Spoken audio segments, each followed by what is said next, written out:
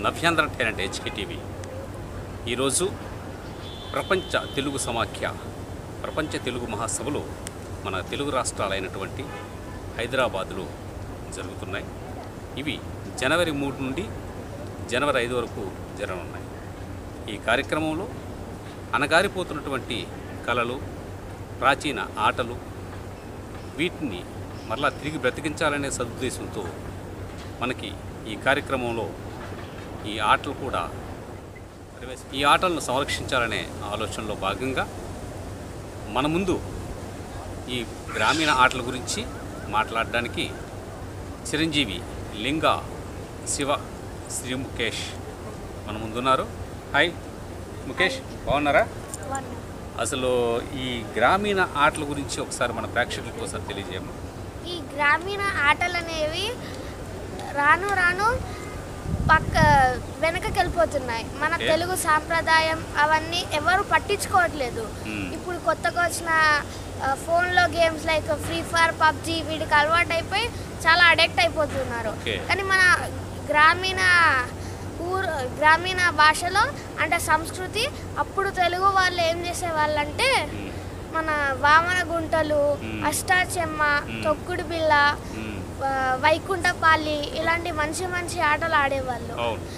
వాటిని అవి అంతరించిపోతున్నట్లుగా ఇప్పుడు కొత్తగా వచ్చాయి. అంటే లూడో, ఫ్రీ ఫైర్, పబ్జీ ఇలా వస్తున్నాయి. వీటిని మళ్ళీ ముందుకి తీసుకొచ్చి ఇప్పుడు వచ్చే జనరేషన్ పిల్లలకి అలవాటు చేసి వాళ్ళు ఆడేలా చేసి వాళ్ళకి వీటి గురించి దీన్ని అష్టాచెమ్మ అంటారు. ఇందులో ఇక్కడ ఒకటి ఇలా గడలు ఉంటాయి. ప్రతి ప్లేయర్కి అంటే ప్రతి ఆట ఆడే వాళ్ళకి 4 కాయలు ఇస్తారు. వీటిని గబ్బలు అంటారు. ఇలా వేస్తే ఇలా 4 బోల్తా ఇలా పడితే దాన్ని ఎస్టా అంటారు. అప్పుడు ఇలా 2 పుట్టించుకోవచ్చు.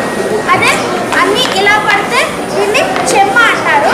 అప్పుడు ఒకటి పుట్టించుకోవచ్చు. దీన్ని 4 స్టెప్స్, ఇది 8 స్టెప్స్. ఇలా పడితే 3, తర్వాత 2, 1 ఇలా. దీన్ని కన్ను, దీన్ని దోగా, దీన్ని తీని అంటారు. ఇలా ఈ అష్టాచెమ్మ ఆట అనేది ఆడవచ్చు. ఇక్కడ సప్పుడు కొంతమంది ఒక పాట ఉంటుంది. దీన్ని నేను పుట్టి ఈ కాయ ఒకటి పుట్టాక నేను దీన్ని ఇలా చెప్పానంటే అప్పుడు నేను లోపలికి వెళ్ళొచ్చు. ఇది నా సైడ్ ఇది కాబట్టి నేను దీని ద్వారా వెళ్తాను. వేరే వాళ్ళు దీని ద్వారా లోపలికి వెళ్తారు. తర్వాత ఇవన్నీ ఒక రౌండ్ చుట్టి గడలు ఇంట్లోకి వెళ్తే వాళ్ళు విన్ అయిపోతారు. ఇది అష్టాచెమ్మ. దీన్ని ఆడడం వల్ల కాన్సన్ట్రేషన్ అనేది బాగా ఇంప్రూవ్ అవుతుంది. తర్వాత వామన గుంటలు. ఇది ఇక్కడ 7 కుప్పలు ఉంటాయి. ఇక్కడ 7 కుప్పలు ఉంటాయి. ప్రతి కుప్పలో 13 గింజలు వేస్తారు. ఇది చింత గింజలు. ఇది పూర్వం మట్టిలో తవ్వి అలా 7 గుంతలు చేసి ఆడేవాళ్ళు. ఈ 7 నాకు అయితే ఈ 7 మీకు. దీన్ని ఇద్దరు కలిసి ఆడతారు. ఇళ్ళ నుంచి ఒక కుప్ప తీసి ఇలా ఒకటి అందరికీ పంచుతూ వెళ్ళాలి. నాది ఇక్కడ వెళ్ళలేదు కాబట్టి తీసుకొని ఇలా వేస్తూ వెళ్ళిపోతా. ఇలా ఇక్కడ ఎండైంది కాబట్టి ఇది ఖాళీ, సో దీన్ని కొట్టి నేను తీసేసుకోవచ్చు. ఇలా ఎవరికైతే ఎక్కువ వస్తాయో వాళ్ళు తర్వాత ఇప్పుడు ఈ కుప్ప ఖాళీ ఉంది కానీ ఇందులో 4 నిండాయి. 4 ఉన్నప్పుడు నేను తీసేసుకోవచ్చు. ఈ 4 ఉన్నప్పుడు నేను మిస్ అయ్యి వేరే వాళ్ళు ఇలా వేసేసారు, 5 అయిపోతాయి. అలా ఇంకా 3 వేసి 8 ఉన్నప్పుడు తీసేసుకోవచ్చు. అలా ఎవరికైతే ఎక్కువ వస్తాయో వాళ్ళు విన్. ఎలా తెలుస్తుందంటే ఇందులో 13 మళ్ళీ అలాగే ఎవరికి వచ్చిన వాటిలో వాళ్ళు 13 వేస్తూ వెళ్ళాలి. ఎవరికైతే ఎక్కువ ఉంటాయో వాళ్ళు విన్. తర్వాత ఇది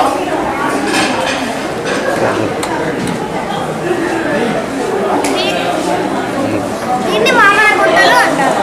తర్వాత వైకుంఠపాలి. దీన్ని ఆంగ్ల భాషలో స్నేక్ అండ్ ల్యాడర్స్ అని కూడా అంటారు. అది దానికి దీనికి చాలా తేడా ఉంటుంది. ఎందుకంటే అందులో 100 దాకా ఉంటాయి, ఇక్కడ 132 దాకా ఉంటాయి.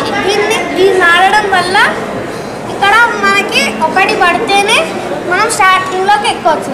ఒకటి నుంచి వేసుకుంటూ పోవాలి. ఈ పాము మింగిందంటే ఈ పాము మన తోక ఎక్కడైతే ఉందో అక్కడికి వచ్చేస్తాము.